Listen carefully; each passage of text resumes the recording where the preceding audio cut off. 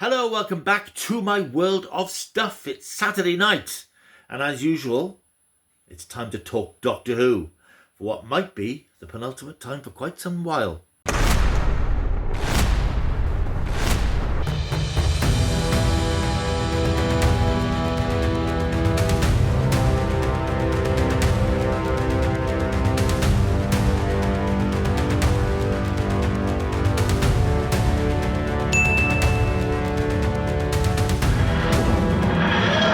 Hello, welcome back. My name is Paul Mount. Yes, it's Doctor Who time. We're talking about the latest episode, Wishworld by Russell T Davies, which aired tonight on BBC One and was of course available on BBC iPlayer from 8 a.m. this morning. You may well have seen quite a few reviews of the episode by now. This is the price I have to pay, I suppose, for not watching the iPlayer drops at 8 o'clock. As a traditionalist, I watch the show when it goes out live on BBC One. One of the few who does these days.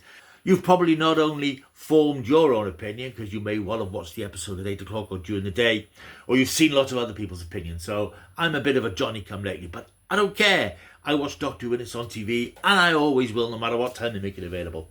So, Wishworld, episode 7 of a series that's flown by extremely quickly. Before I talk about the episode, there's been some guff and stuff in the press the last couple of days about Shootigat were exterminated because he refused to appear on the Eurovision Song Contest score thing last Saturday, an appearance which would have been about 15 seconds. And there's all stuff again in the press about Doctor Who axed, Doctor Who having a rest. It's all noise and clatter and clamour and distraction. I have a fair idea from what I've told about what's going to happen with Doctor Who. I think I mentioned it in my recent video. Things are coming to a head, and I think for now, let's just forget all that. And let's just come together and accept that this has been a pretty exceptional series of Doctor Who. We've had 7 episodes so far, and although there's only been one episode I didn't quite engage with, and that was the story in the end, so there's no doubt that it was a richly imaginative, very well put together piece of television. Otherwise, it's been hit after hit after hit as far as I'm concerned. Episodes that have shown that regardless of the fact that the public haven't engaged with it, as everybody might have hoped, the show is still on a roll creatively, and I think it justifies Russell T Davies's returning to the series in perhaps ways that his first season last year didn't quite. I think it's coming together now, and it's quite clear to see as we head towards next week's potentially apocalyptic climax that this is a 2-season arc that he's put together here. There are things now coming together that were seeded in the first series, references and characters and things, and the whole underlying theme of the pantheon of the gods who've been drifting in and out of the show. It's all going to come together. Of course, the difficulty with reviewing what is effectively part 1 of a 2-part story, albeit they've got different titles, is that no matter how good the first part may be, the second part may drop the ball, may not stick the landing, as they say these days. This has happened before with Russell T Davies and Doctor Who. He does have a way of writing incredibly exciting, thrilling episodes that set up something big that's going to happen in the finale. And there have been occasions when perhaps he hasn't quite seen that through. I think his hit rate's not bad, but I think when you raise the stakes so high, as he does insist on doing with these season finales, you get so high you risk a great fall. I really, really hope that doesn't happen next week, because so much is at stake in terms of the reputation of Doctor Who as it possibly moves off stage for a little while. So let's talk about Wishworld, because there's a hell of a lot to talk about. And it's hard to talk about it as a story, as I say, because it's half a story, and there's just so much going on.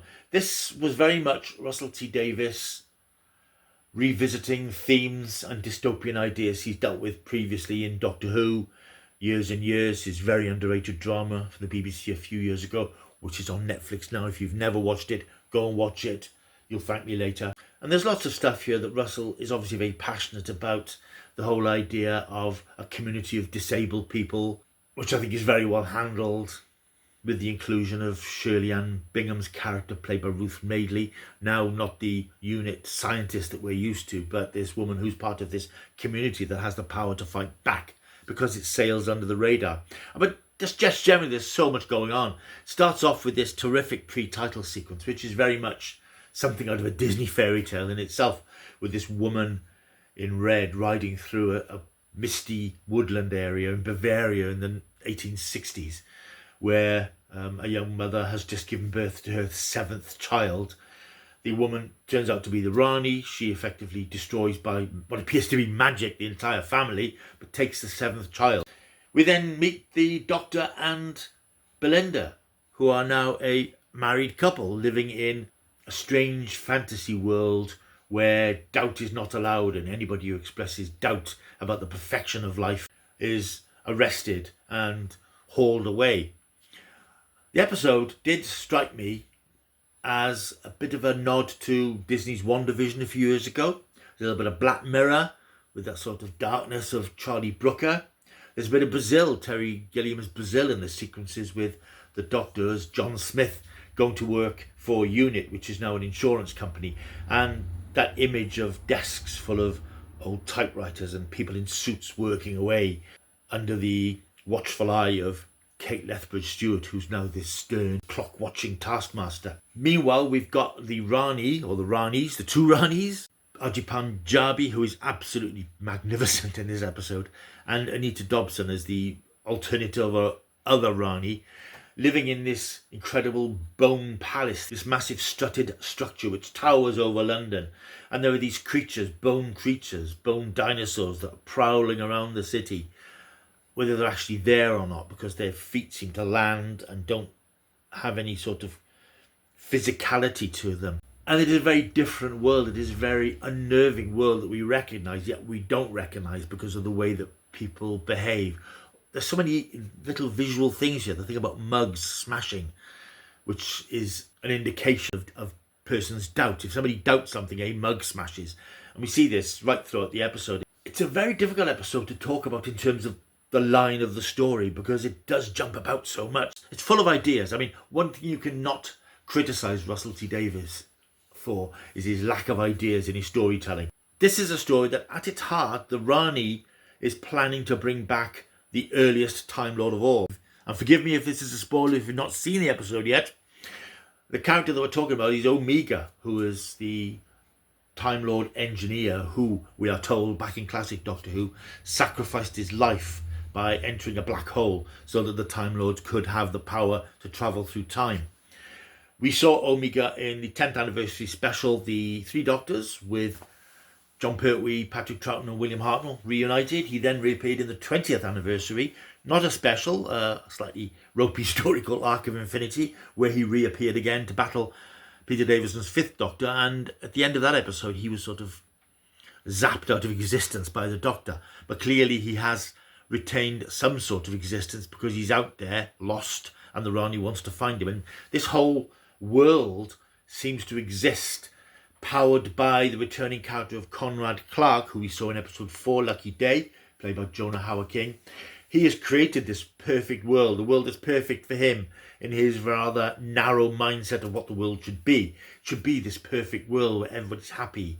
And there is no doubt, when there is doubt, people are punished for that. He is reading The Adventures of Doctor Who on TV. This, I can't quite slot that into what that means in the story yet.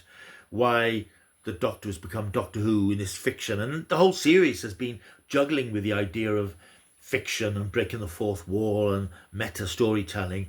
In Flux, of course, the Doctor met his own fans who were watching a TV series called Doctor Who. And this seems to be an element of that Doctor Who is now a fiction whose adventures are being recounted on television by the plausible, smarmy Conrad Clark. But where that fits in, what that means, how that's going to connect, that is him powering this world, this wish world that he's created. It's interesting, and I hope that pays off, because it is one of the things you sort of think, yeah, that's a lovely idea, but is it going to mean anything in the next episode? And as I said, this can be a problem when you've got an episode that's so full of so much going on. The story has so many influences visually, and visually it's astonishing. I mean, I've said before about Doctor Who's budget, certainly in the last series where I couldn't see the Disney money. It's out there on the screen in every episode in this year. The astonishing Bone Palace set, which is a massive, huge structure. Lots of location sequences. Just big stuff going on. The visual effects of these bone creatures walking through the city. So much going on. So many ideas. So many great things. A fantastic performance from Ajay Panjabi as the Rani. Ncuti Gatwa again, knocking it out of the park, not playing the Doctor. He's not the Doctor for much of this episode. He is John Smith, which again is a nod to the Doctor's regular pseudonym, the name he uses when he doesn't want to disclose who he is, as a married man with a child. I mean, it's just Ncuti Gatwa playing a totally different person. What's happened to the real world, how Conrad has transposed his Wishworld onto the real world. Presumably that's part of the Rani's magic. Because the Rani in the original series, played by Kate O'Mara, she was a chemist, she was a scientist. She wasn't magic, she didn't have the power to turn people into ducks or turn people into flowers. She was a scientist who experimented, and her experiments caused the chaos that inevitably followed in her wake. And I suppose, hopefully, we're going to see that all this is an experiment of hers that she's doing to bring back Omega. Why she wants to bring back Omega? It seems that she wants to create a new Gallifrey, a new race of Time Lords. There's so many balls sort of up in the air, and there's so many ways this could go. And I hope it goes the right way. I hope that we get what we deserve, the payoff we deserve from what has been a great series, and in this episode, something that was a visual feast and something which I couldn't take my eyes off. I mean, I was just glued to the screen, because that's what great stories do. Great stories have lots of things going on, and you're interested in the characters, and you're fascinated by the plot, and you're drawn into the world. And this was a wish world that I felt myself drawn into. I was intrigued by this and fascinated by the way it was realised. The production was just astonishing. The performance is fantastic, as I've said. I think the only way I could fault it is by saying it isn't a complete story in itself. And the problem is, of course, if next week's episode, the reality war, doesn't satisfy, it will, I suppose, in some ways, reduce the impact of this episode, because this is half of a story.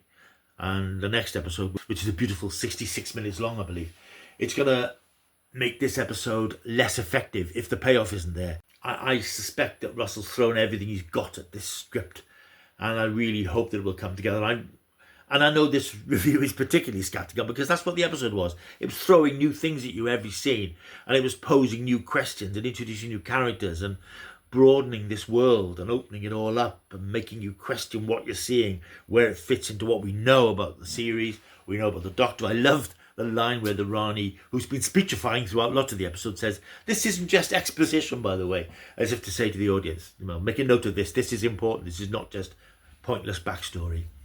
It's a dazzling episode, which is hard to review because in itself it isn't a story. It's pieces being put into place, situations being set up, explanations given for certain things and not given for other things. For example, we had a quick flash of Susan on the TV screen at one point, so hopefully we'll see Carol Ann Ford next week. So it's an episode full of big, loud ideas. Oh, speaking of loud, yeah, Murray Gold. I love Murray Gold's music, but he was on overdrive in this one, and it was just constant in the background, this pulsing throb of music. Dramatic, powerful, pounding. Don't really always need that. And I love Murray Gold's music. He's done some great stuff over the years. Sometimes less is more, and I think sometimes a bit of quiet time would have benefited this episode, so we could take it all in properly without the music in the background urgently forcing us to go on and move forward. Sometimes you need to stop and just absorb what you've just seen, and a bit of quiet can do that. But this is an episode, I suppose, that was grabbing you by the collar, thrusting you through its 45 minutes, saying, right, this is where we are. We're heading for next week's episode. Be ready. This is the world we've created here. I thought it was a great episode, and I know there are fans who will probably wail and scream, as they always do, but I feel sorry for them because they're missing out on really good Doctor Who this year. And I know it's been a bumpy ride. Doctor Who's been bumpy through so much of its life, but I do think this year has been the most consistently entertaining season since, I'm going to say, season 4, David Tennant's third and final season, because pretty much every episode has had something going on that's been worth looking at. And that's not necessarily always been the case. There are very often disposable episodes in certain eras. There have been downright awful episodes. But I think this season in particular, there's not been a duff one. As I said, the one I didn't engage with. But otherwise, I think it's been a real thrill ride this year. And if this is the last we're going to see of Doctor Who for a little while, and I suspect that it is, I think it's going to go out on a high in terms of those who are watching it. And I appreciate the audiences aren't huge, but I think the people who are watching it will enjoy it. I pray that Russell T Davies will next week deliver a finale that pays off on everything he's been setting up the last 2 years. Before I go, a couple of points. The Rani, yeah, it's interesting that the Rani is back. And I did read an interesting piece online on, I think it's the Doctor Who TV website, which does point out that the trajectory of the show at the moment is unnervingly similar to the trajectory it was in the late 1980s when the Rani first appeared, when Doctor Who was unloved and underappreciated by the BBC. I don't think it's underappreciated by the BBC these days, but I think it's lost its grip on the public consciousness and it's appealing now very much to the hardcore fans. I think the Rani first appeared at a time when Doctor Who was sort of on its last legs, and I suppose we can mirror that with what's happening now, that the show is out of public favour a bit and potentially on its last legs for now. And it's interesting that they brought back a fairly obscure villain like the Rani, and it appears an even more obscure villain like Omega for the next episode, or Omega for the next episode. And there is a quote actually in this article, which you can see online, from Stephen Moffat. And as you may know, I'm not a big fan of Stephen Moffat, but he did make a comment a few years back about being asked to bring back the Rani. And he said, nobody knows who the Rani is. Why would you bring the Rani back? When you do that, you're in trouble. And of course, the Rani is back now. So you do see a parallel there with the Rani making her first appearances and not being a hugely memorable character in terms of the pantheon of great Doctor Who villains being brought back now. And Russell T Davies says he always planned to bring her back, but it does seem like a bit of unusual fan service. That's just a minor criticism, really. But all in all, I thought it was a superb episode. But I think ultimately the proper appreciation of it will come next week when we've seen the second half.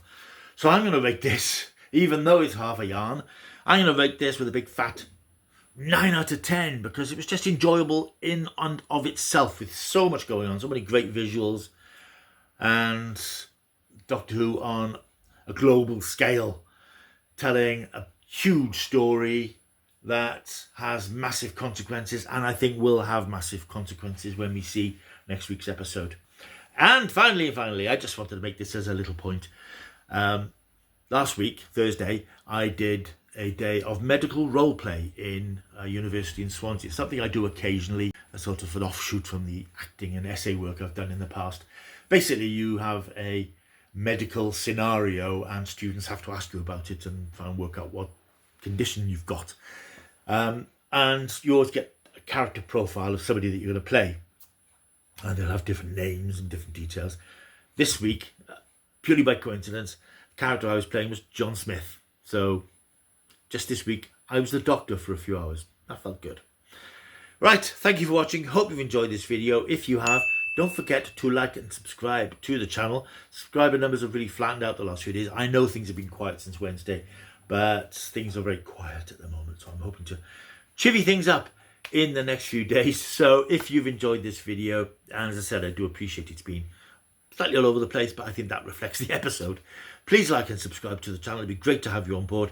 Check out the reviews of all the previous episodes from this season of Doctor Who and the last season of Doctor Who and some of the specials and Flux. I think I did Flux. I can't remember now, to be honest. So long ago. Don't know if I was around then. Anyways, loads of Doctor Who stuff, retro Doctor Who stuff, and lots of films and TV and all sorts of stuff. So just stick around. You might enjoy it. So I'll see you soon. Until I do, keep checking the stuff.